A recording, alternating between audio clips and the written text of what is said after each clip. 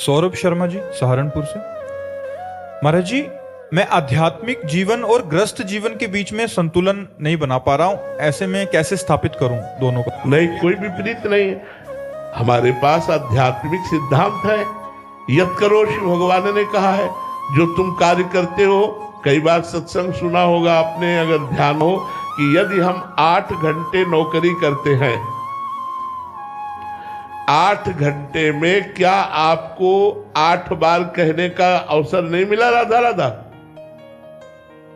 ऐसा कौन सा कार्य है 8 घंटे जिसमें आपको राधा राधा बोलने का अवसर नहीं मिलेगा? अगर 8 घंटे में 8 बार राधा राधा बोला और 8वां घंटे के बाद हाथ जोड़ करके, हे प्रभु, प्रथम घंटे से 8 घंटे तक जो आपकी सेवा सांसारिक की वो आपको समर्पित करता हूं, भक्ति हो गया, कर्म समर्पण भक्ति हो गया। हमने तो प्रार्थना की है कई बार लोगों से कि अगर हमारी बात समझ में आ जाए, 5 मिनट में एक बार राधा बोल दो, हर 5 मिनट में एक बार राधा बोल दो। अगर तुम्हारी भगवत प्राप्ति न हो तो बताना, तुम्हारी सारी कामनाएं शांत हो जाएगी। हर 5 मिनट में एक बार राधा। यार क्या जाता है, 5 मिनट में एक बार राधा बोलना है। अगर 24 घंटे भजन न होने लगे तो हमें बताना, क्योंकि हमें याद रहेगा 5 मिनट में राधा बोलना है, तो राधा स्मृति बनी रहेगी। अंदर की स्मृति बनी रही तो समस्त कर्म बंधन नष्ट हो जाएंगे, समस्त पाप नष्ट हो जाएंगे। ये बेईमानी है जो हम कहते हैं हम गृहस्थी में है, हमसे भजन का समय नहीं मिलता। आप ईमानदारी से वृंदावन में बैठे हो, चलो बैठकर समय का विभाग करते हैं।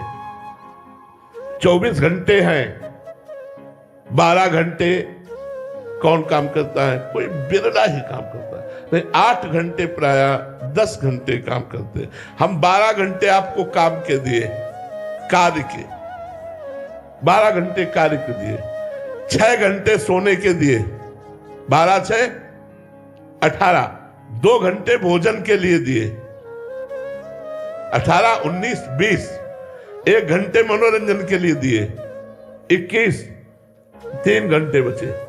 बोलो 3 घंटे भजन दोगे? भजन में दोगे हमें? अगर 3 घंटे तुम हमें भजन में दो तो तुम्हारा मंगल ना हो जाए, वृंदावन में बैठ के कह रहे तो कहना। अब बोलो, आप समय को व्यर्थ करते हैं कि नहीं? आप समय को नष्ट करते हैं कि नहीं? अगर आप ईमानदारी से समय को प्रयोग करें तो हम 12 घंटे आपको काम के लिए देते हैं, 6 घंटे सोने के लिए देते, 2 घंटे भोजन के लिए देते, 1 घंटे मनोरंजन के लिए देते, 3 घंटे तो फिर भी बचे ना। चाहे विद्यार्थी हो, चाहे किसान हो, चाहे व्यापारी हो, चाहे नौकरी करते हो, कोई भी हो, 3 घंटे भजन में हमें दे दो। 3 घंटे भजन करो, देख लो तुम्हारा जीवन कहाँ उठ के जाता है, तुम कितनी ऊंचाई पर पहुंच जाओगे। अगर हम तैनात भी हैं तो हमारा मन खाली राधा राधा राधा राधा क्या चला गया? मान लो हम 12 घंटे तैनात हैं तो हर समय हमारा दिमाग कहां होना चाहिए? राधा राधा ड्यूटी में। अरे यार, भजन करना हो तो हर समय आप भजन कर सकते हो। कंप्यूटर में काम किया, 5 मिनट बाद बोला राधा, फिर काम किया, बोला राधा। अरे आनंद आ जाए यार। कैसे बैलेंस बिगाड़ रहे हो अध्यात्म और गृहस्थ का? ये आपकी कमजोरी है। आप इस कमजोरी को छोड़िए और अध्यात्मवान बनते हुए गृहस्थ में चलिए। नाथ सकल संपदा तुम्हारी, मैं सेवक समेत सुत नारी। बहुत बढ़िया गृहस्थ धर्म का पालन हो जाएगा। मृत्युंजय मिश्र जी, महाराज जी, आपका भी एक प्रश्न था कि गृहस्थ जीवन में असंगोहम की स्थिति कैसे प्राप्त हो? भगवत भाव से। मेरी माँ के रूप में भगवान, मेरे पिता के रूप में भगवान, मेरे पुत्र के रूप में भगवान, मेरी पत्नी के रूप में भगवान, चराचर जगत के रूप में भगवान। जब भगवान देखते हैं तो अनुराग होता है, और जब शरीर देखते हैं तो मोह होता है, राग होता है। मोह और राग दुर्गति कराता है और अनुराग सदगति कराता है। हम माँ को माँ मान के प्यार करें और फिर माँ को भगवान मान के प्यार करें, कितना बड़ा अंतर रहेगा।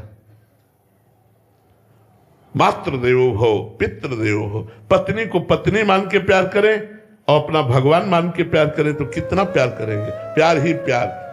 वो जीवन प्यारमय हो जाएगा जो अपने पुत्र को भगवत स्वरूप देखता है, अपनी पत्नी को भगवत स्वरूप देखता है। सिय राम में सब जग जानी, करो प्रणाम जोरी जुग पानी। और अपने संबंध के अनुसार बर्ताव करता है। संबंध के अनुसार बर्ताव करता है और सब में भगवान को देखता है, वो गृहस्थ हो चाहे विरक्त हो असंग हो जाएगा। और जो असंगता का मतलब एकांत में बैठे रहना, तो इस भूल में मत रहना। संग मन से होता है। अगर तन सभा में बैठा है, मन भगवान में बैठा है, तो आप एकांत हो। आप एकांत कुटिया में बैठे संसार का चिंतन कर रहे हो तो आप प्रपंची हो, एकांतिक नहीं हो। बात चिंतन की है, सभा की नहीं है। बीच बाजार में बैठकर आप समाधिस्थ हो सकते हैं यदि आपका भगवत चिंतन है। और भगवत चिंतन ठीक नहीं है तो गंगा यमुना के किनारे भी प्रपंच का ही चिंतन करोगे बैठे। इसलिए असंगता भगवत भाव से आएगी। अगर हम गृहस्थ में रहते हुए जिससे मिले पहले उसमें भगवत दृष्टि करें तो हम असंग हो जाएंगे। अगर व्यक्ति दृष्टि रखेंगे तो फंस जाएंगे, भगवत दृष्टि रखेंगे तो असंग हो जाएंगे। हर जी हमारा भाव भगवत भाव है और सामने से प्रतिकूल भाव है, तो फिर क्या? कोई फर्क नहीं पड़ता, कोई फर्क नहीं पड़ता, क्योंकि मैं अपने प्रभु से अनुकूलता नहीं चाहता, मैं प्रभु की सेवा करना चाहता हूं।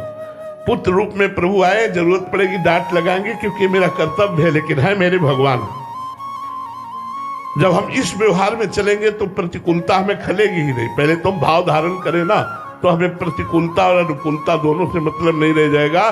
भगवत भाव रखने वाला समतुल हो जाता है, समता को प्राप्त होता है। और राग द्वेष, ये विषमता, मोह आदि विषमता ये संसार में है, भगवान में नहीं। भगवान सम है, इसलिए उसका हृदय सम हो जाता है। मानव मानस तुल्यो, तुल्य निंदात्म संस्तुति। स्तुति और निंदा में, मान और अपमान में उसका हृदय सम होने लगता है, जो सम में भगवान का दर्शन करता है।